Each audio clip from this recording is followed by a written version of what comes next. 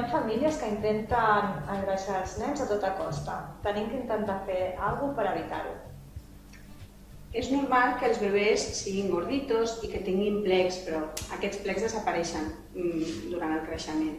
El que és més important no és que els nens engreixin, és que aprenguin a menjar de forma saludable, que mengin de tot i variat, perquè se sap que l'obesitat, el desenvolupament de l'obesitat es dona sobretot en els primers anys de vida.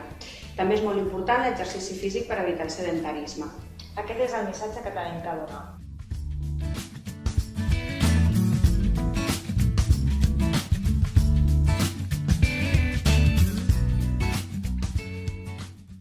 Què els podem dir a les mares que no volen comprar aliments congelats?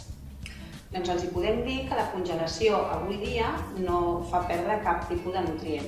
El que és molt important és mantenir la cadena de fred i ser estrictos en el procés de descongelació.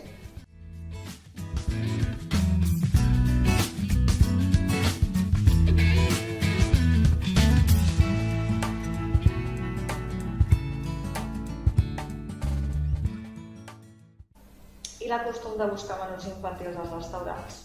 Amb això s'ha de tenir cura perquè moltes vegades els menús infantils estan carregats de fregits, d'aliments que són poc saludables.